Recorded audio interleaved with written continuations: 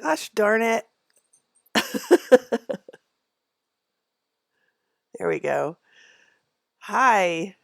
Happy Monday morning. I am happy to be here. I'm Sarah Peasley, hand knitter. Um, yep, that's what I'm going to say. Yep. Here's comments. Okay, let's move that over. Same as always. Same as always. Same as it ever was. Okay, there's comments. Hey, thanks, Tammy. um, so last night yesterday afternoon, I scheduled a 2 hour event where I went through all of my project bags. And it's the third year hi, sweetie, look, it's Clara. Hi, Clara Bobera. She just had her breakfast after we went outside. So we went outside and then she had her breakfast. So that's all the things for now. Oh, ding. That's all the things for right now. You should be fine. She should be fine. Oop. See her bumping me? It's like, I'm not fine. Clara, I am pleased to report. Hi, Ellen. Oh my gosh. Hi, Marilyn. Marilyn, don't freak out about the moth bodies I found under the skirt you made. We'll deal with it. I was freaking out, but we'll deal with it. That's an easy one to deal with, that skirt, because it's so textured. We'll find out. Um, Ellen, it's nice to see you. So, I don't know, words. Oh, Clara report, 3 good poops yesterday. 3, count them, as opposed to 0 good poops and all bad poops. So, go girl. I said go girl. Are you going to bark? She might bark. Yeah, so yesterday I had scheduled, hi Diane, 2 hours to go through my bags, my project bags, and see what was up. And I was able to remove some of them from the works in progress pile because they ended up being something that I was going to restart, which means they're not started. And a few of them had just had bags of yarn. Oh my eyes twitching. A few just had bags of yarn because I had finished the projects, and I don't have a final count yet. Because it turned out to be 3 hours and 15 minutes before I made it through all my bags. So I have not yet. I have not yet rewatched it. I had my friend Kelly was watching it, but had to leave at 3. So we don't have an updated a total yet, but we're going to have a total. I split it into 4 groups. One I already told you about. The things that weren't actually in progress went into a pile, which I have a large pile that's like bags with yarn and needles, or at least yarn and a project in mind. So those aren't in progress, right? Those are on deck, as we say. Yeah. Ellen, if you missed it, you should be, if you want to, if you have a spare 3 hours and 15 minutes, it should be on Facebook Live, and I'm going to move it on to my YouTube channel. I haven't yet because I was tired after that, and I had to edit a pattern, and then I had to feed the dog, and then blah, blah, blah, blah, blah, and then we went to sleep. We slept through the night again, 2 nights in a row. That's weird. Oh, two. I'm a little slap happy. Um, And then projects that there's no knitting left. They just need ends woven in or buttons. And then another pile that has projects that need like a little bit of knitting, like button band or I don't know, seams sewn. That counts, I think. Yes, if seams needed to be sewn. And then another one where we have to still knit. Hi, Kelly. Nice to see you again. So 4 piles. One takes it out of the whip rotation, and then I want to get a tally of those 3, and then I'll post it, and we'll find out how many. And then oh there's so much to do. All right, so let's go over here. Let's cross our fingers. There it is. Let me get my head out of the way. So here's our cup of tea for this morning. We are being fancy. I back in the day, my sisters and I got each other. This is Ainsley, English, China. Back in the day, we were all fancy, and everybody had. By everybody, I mean my sisters and I, and my mom. We would get get each other teacups. I don't even know if you can go into a big box, not a big box store, but like a department store, those that exist, and get a cup of tea. I'm sorry, a teacup. Okay, that's super hot. If you can tell, I checked out of that sentence before I finished it. All right, and then this is a little something for later. I wonder if you can guess what we're going to do with that if I don't dump it. And here's what I wanted to do is try to find which of these lists was from last year. This is 2022. That's this year. Must have done this on my own. I don't think I did it on camera. Maybe I did. So I don't know which of these was from the previous year. Oh, and there's another one. Nope, that's something else. Let's see. And then that's other things, right? Yeah, other like actual inventories. That was a list.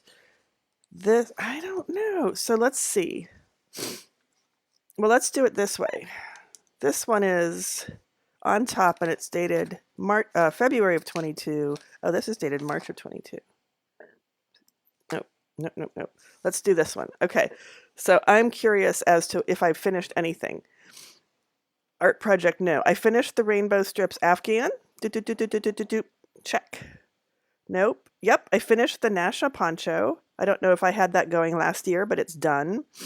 It wasn't in the pile yesterday because it's done. I didn't show off things that were done. Not done, not done, not done, not done, not done. Done. Sloth. Ha! Cats. Done. Pouch, Rossoni scarf, socks. Oh my God. Intarsia cable. These things are not done. Granny Square Shawl is right here. Knots and spirals. Not done, not done, not done. Not done, not done. Oh, this is a sad, sad thing. Not done, not done, not done, not done. Done. Snarkometer. Ding. Sorrel, Talamina, Plunko, Mitered Square. Not done. See, these were all still in the pile. Not done. Not that went into a different pile, so we're going to put a straight line through that. Not done, not done, not done. And I know there's more things that are in that pile, I think. So I'm gonna we're gonna have a new inventory and a tally, and so I did actually finish things. That's encouraging. That's encouraging. So we'll just stay here for a minute. Ooh, I'm going to show you. This is my Granny Square shawl. And it's been soaking for at least, oh, bubbles, bubble, bubble, bubble. Hi, Tammy. Yes, something Granny Square soaking, exactly. This is my Granny Square wrap, which I finished. I love the little bubbles, but I haven't finished.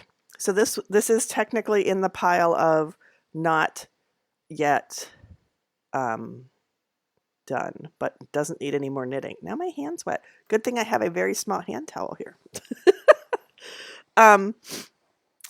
So last night I set up these things that I got for free on Facebook. You know, you watch for things to be free. And I set them all up, and they're 4 of these wide and 4 tall. So maybe that's 4 feet. I don't know how wide these are. Square, I have no idea how big the Granny Square is because I just made the Granny Square until I ran out of the 4 colors of yarn and couldn't make any more granny circles, granny squares. So this is as big as it's going to be, and I need to block the darn thing, but that's the kind of thing I procrastinate on. So let's just kind of, I don't know if it's going to work. Move over here. I'll put my little face in there too. Hi. And we're going to throw this on the floor, which hopefully you'll see in a little bit. We'll see. We'll get all messed up. This is a very thick beach towel. This is a lot of water. So, oh, there's some blue in there. Fun. This has been in the water for like, I don't know, 2 days, 3 days. So that was maybe a little bit too long. I'm squishing. I'm not wringing, but I'm squishing. I don't really care to get it. Oops. It doesn't help if you dip the tails back in. Squish. Squish. I'm just squishing. Okay. Squish. Whoop. Squish. Maybe one more squish. Squish. Wow, I'm kind of sad that that water's blue, but I just am going to go with it because it's a little late now. I'll tell you, when you can say water under the bridge and move on, it's a good day. Okay, I moved that. I'm moving my teapot because that won't help. Taking this away, you can look at my dining room table. Then we're moving this over here. There's the towel and some of my chair. Let's see. There. And then we're just going to go like that. And then like this. Ugh.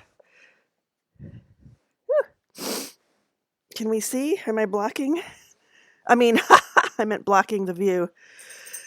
Okay, let's go like that. And then we do, oh, you can see my slippers and my socks. And then we go like this. Hold on, I'm gonna turn it that way so I'm not bumping into the camera. And then we go like this. Doo-doo-doo. Hold on, I'm stepping on my own pants. Isn't this fun? This is how I block the things. This is how we get the water out. We squoosh, roll it up in a nice beefy beach towel. Ellen says crochet has had a nice resurgence. I agree. Crochet was my COVID thing my early COVID days. I said, I think I'll just get better at crochet. So this was I want to say it was my very first Granny Square, but I think after yesterday's going through all the projects, I found my Granny Square from Edie Ekman's Skill Builder Crochet Afghan. I think this is probably my second Granny Square. Okay, I think that's good. Holy cow. Whew, exhausted. And then we're going to take a peek. The towel is very wet. This is very dry. I'm going to keep it rolled up. It's got most of the water out. It's pretty darn dry. So after, let's get our ducks all back in a row. After, oh, Clara's going to sing for us. What's going on? Something's different. It's not as far away. Let's just hold things down. What was I going to say? Oh, after this live is over, I'm going to do, what am I going to do? Clara's going to sing for us. I'm going to do the blocking. I'm going to pin it out on the pink things that I put in the other room. Because they're pink and they were dirty when I got them, not because they're pink. They were dirty when I got them, so I put them in the dishwasher, which was brilliant as far as getting them clean, but not so brilliant as far as my bamboo spoons that were in there turned hot pink. So I'm a little nervous that the pink will transfer. So I have a really old, disgusting sheet that was used. I don't know how to paint walls, but I got the wall painting sheets in the divorce. So pulled one out and I'm going to put it over those pink mats, and then we'll pin out the shawl. I have my blocking wires up here. I don't know if they're going to be big enough, but I have enough that I can make it work. And then I will go to work. And I'll go to work pinning it, and then I'll go to work, and maybe when I get home it'll be dry. Or at least by tomorrow. I don't know. I feel so fancy. Teacups and saucers are very pretty, but they don't hold very much tea. So there has to have been, I did that kind of fast. Where did my folder go? Oh, it's over there. Let me peek at my folder one more time. What else did I want to tell you about? So we need to do our Knitter's Oracle reading. Tammy says, I got tired of it, but pooling made, oh my gosh, I have to get you out from under these message bubbles. Pooling made me have more appreciation for crochet. Yes, so Tammy did a big maybe is still sometimes doing a big exploration of the intentional pooling that hand-dyed yarns can do. Not always hand-dyed, but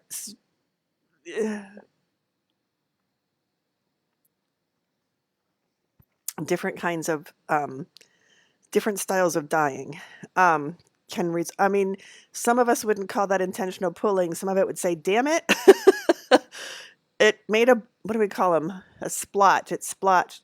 Um, but if you control it by listening to the gauge and the number of stitches, then you can make argyles and hi Silka, I was thinking about you. It's nice to see you. If you do it on purpose, if you pay attention to a little bit of, well, it's really math, the number of stitches and the gauge, but you can just watch it. You can just look at it and see how it works. Then it's called intentional pooling. There are Ravelry groups about it. Um, I took a class after one of the Stitches events with Laura Bryant, who is the genius behind Prism Yarns, and also uh, one of the books she wrote was with XRX when they were publishing. I wasn't publishing, and I was editing for them. And the book is called, I think it's called Artful Color Mindful Knits. And so it was about working with hand dyed yarns, since she's a hand dyer. And keep going with that sentence, Sarah. Part of the book was about how to keep the hand, how to work with the dyed yarns so that, well, first of all, the different ways you can dye yarn. You can dip dye, you can paint across, you can speckle, all different kinds of ways that you can dye the yarn, so that if you understand that, then you kind of know what to expect with how they work up. Um, Keep talking, Sarah. Sorry, my mind is going a mile a minute. Apparently, I'm awake. Um, and so part of the book had how to avoid the splotching. Splotching, that's what it's called. The splotching that can happen when one color keeps piling on itself in the midst of the rest of a beautiful field of hand-dyed yarn. We don't like that usually. And then most of the book was about how to, well, so one of the suggestions, for example, was to find the sweet spot where it doesn't, like the number of stitches based on the gauge, where you could make a rectangle where it would be beautiful, just not where it wouldn't pooling, splotching, or you could alternate it with another color so that would break up any splotching that would happen. And then that rectangle can be used as like the back of a sweater. So you're doing template-based knitting. And then a lot of the book was how to intentionally make interesting things happen with the yarn. Like you can get a zigzag, you can get a diamond argyle looking thing, you can get stripes if it's dyed a certain way. So that was a, a long explanation. I hadn't thought about that book for a while. I loaned it to a friend, and then I looked for it to loan to a friend, and I'm like, I can't find it. I wonder if I loaned it to somebody, but I don't know who it would have been. And then like a month later, somebody came up to me and said, here, not somebody, like a friend came up to me. I have little flies. If I would wash my dishes, I wouldn't have little flies. Shh, not perfect. Yeah, a friend walked up and said, here, I read this book. It was really interesting. I'm like, that's where it is. So, and then I think I loaned it to the other person. Who knows? I guess I don't need to do this now. Snort. Oh, we have things. Oh, hold on. Tammy also says Laura Bryant is the guru on the pooling mountain. Yes. I don't think she gets enough credit. Well, I just gave her a bunch of credit. She's definitely, yeah, so I took a class from her. There we go. I was talking about that after one of the Stitches events. They used to do Stitches ETC, etc.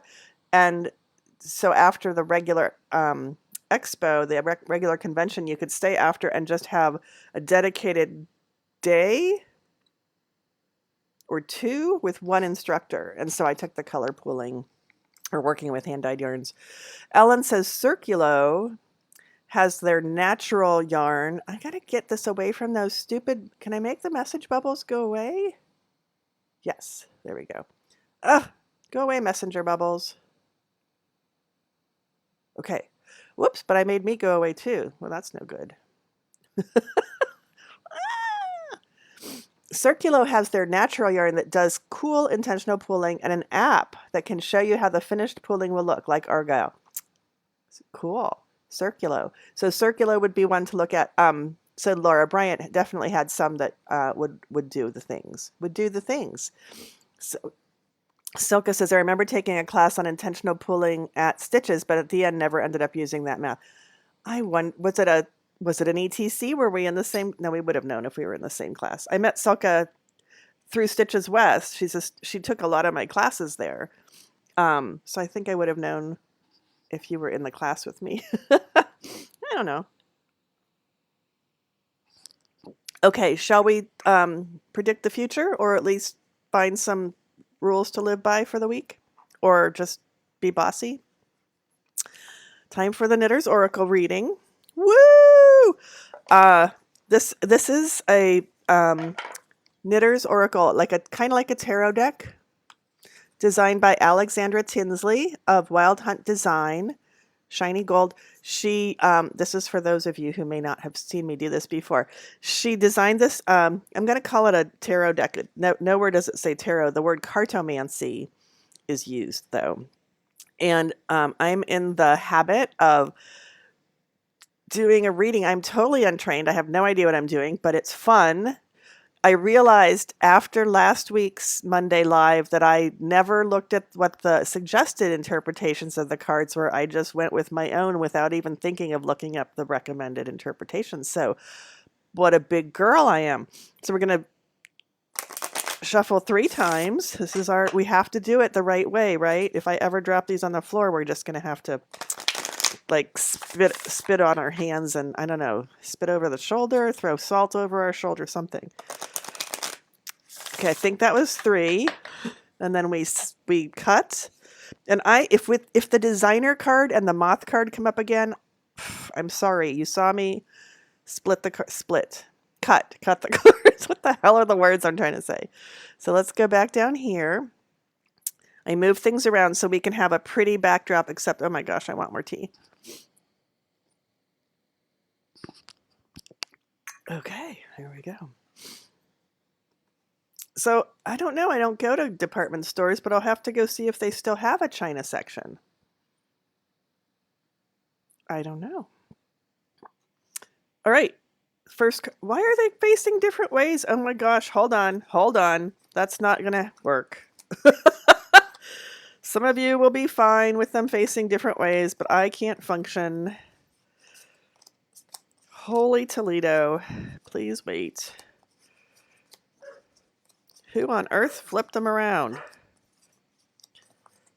Oh gosh.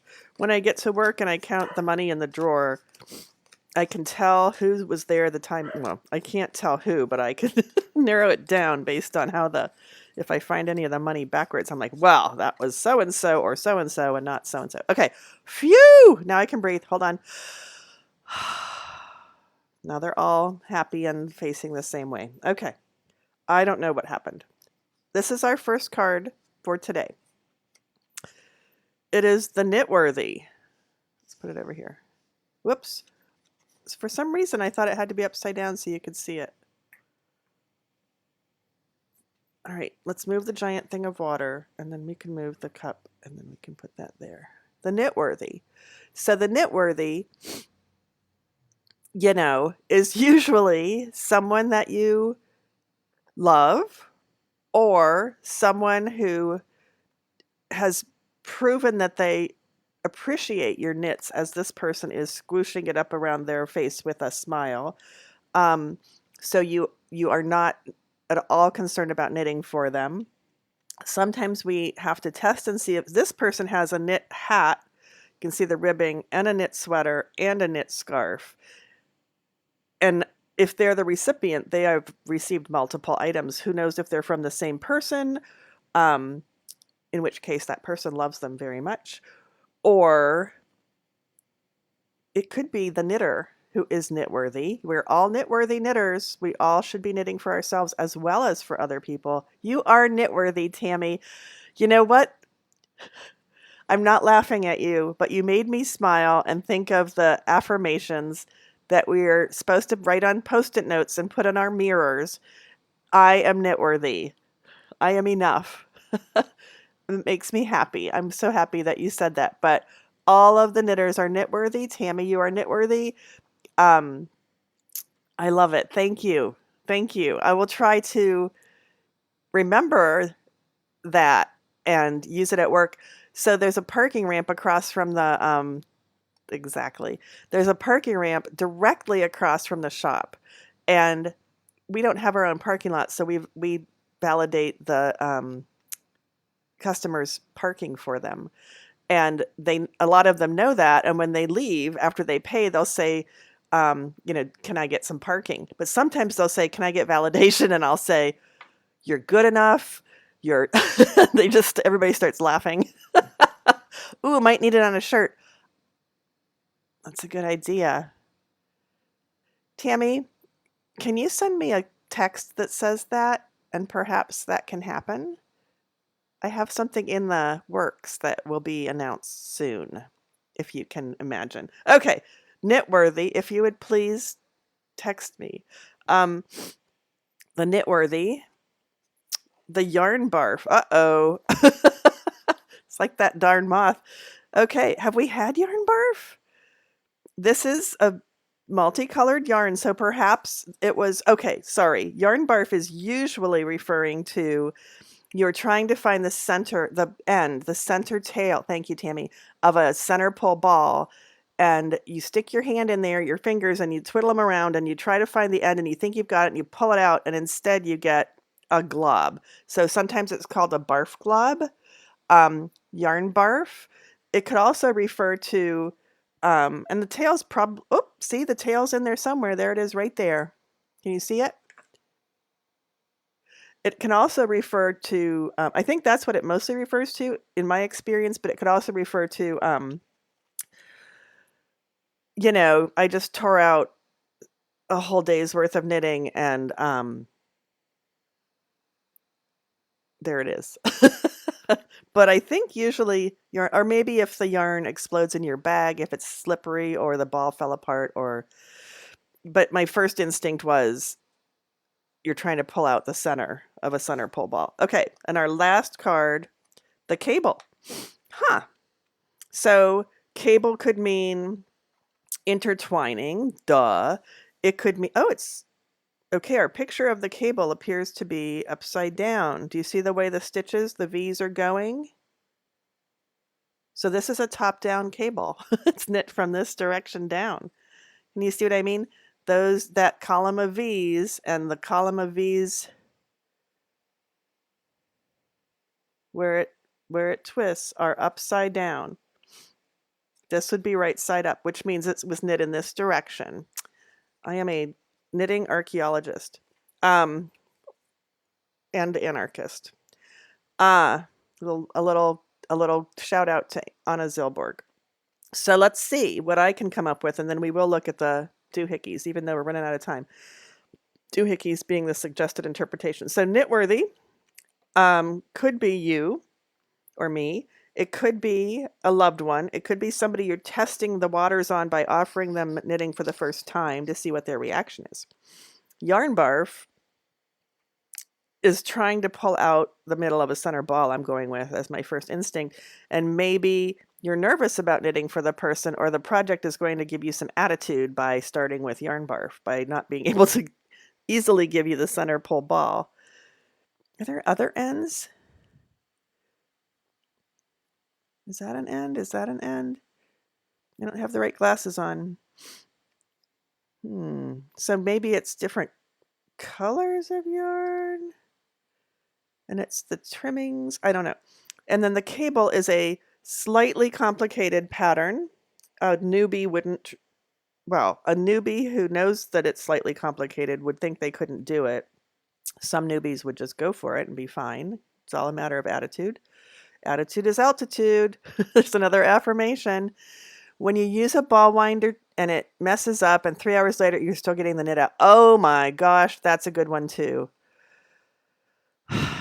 What do you think, Ellen? Malabrigo is kind of notorious for having one or two of those loops out of sync in our experience at our yarn shop.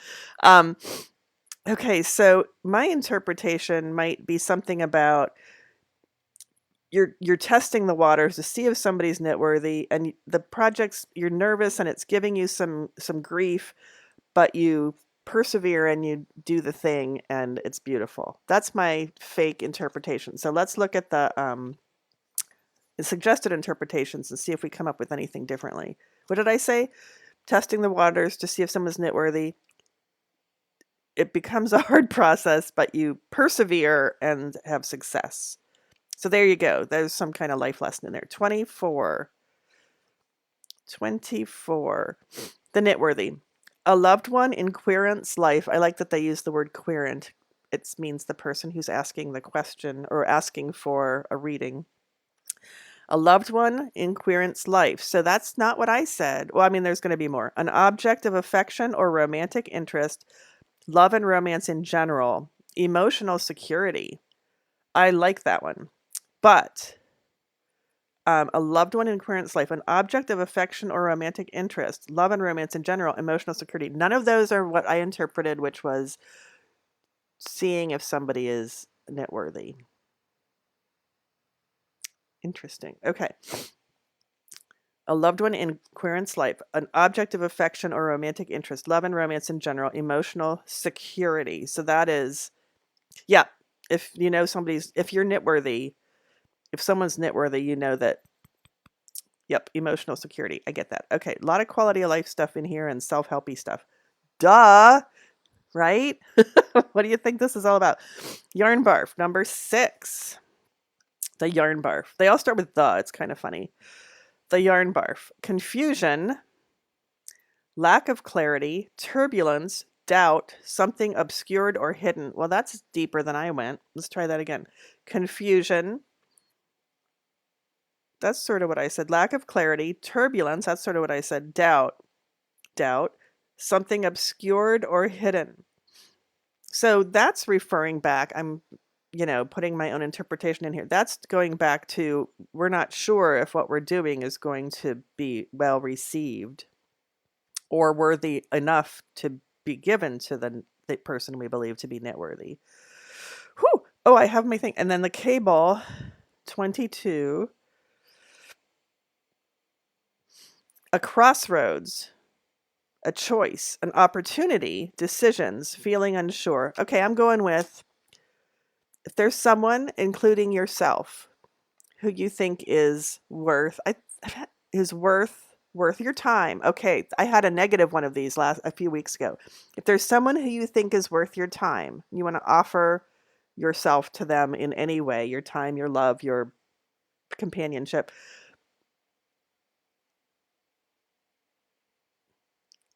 This could be nervousness. This could be, I don't know if it's the right thing. This could be, I'm awkward. I'm socially awkward. Oh, look, but it's a cable. It's two things coming together and intertwining. So it's worth it to go through the social awkwardness or the um, project with attitude if you think the person is worth it. For example, I am knitworthy. Say it with me now. I am knitworthy. One more time. I am knitworthy. Thank you, Tammy. I'm so happy about that. Um, even though sometimes my life is a mess. Now this is getting bigger.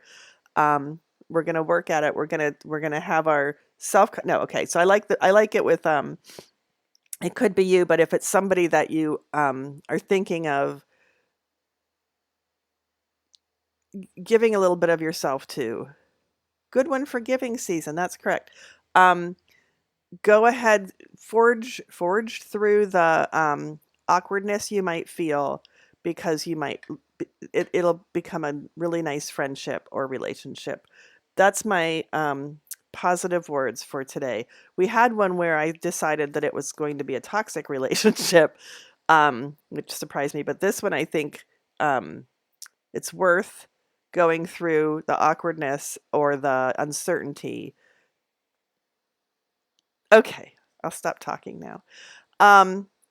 Thanks. That is, oh, hi, where's me? There I am.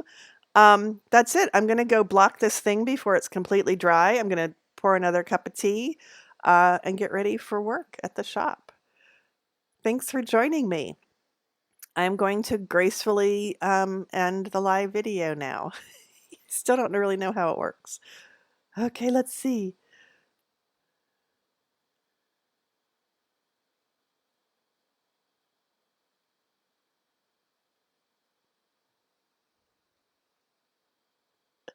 I'm watching myself talk. There's a delay. There we go.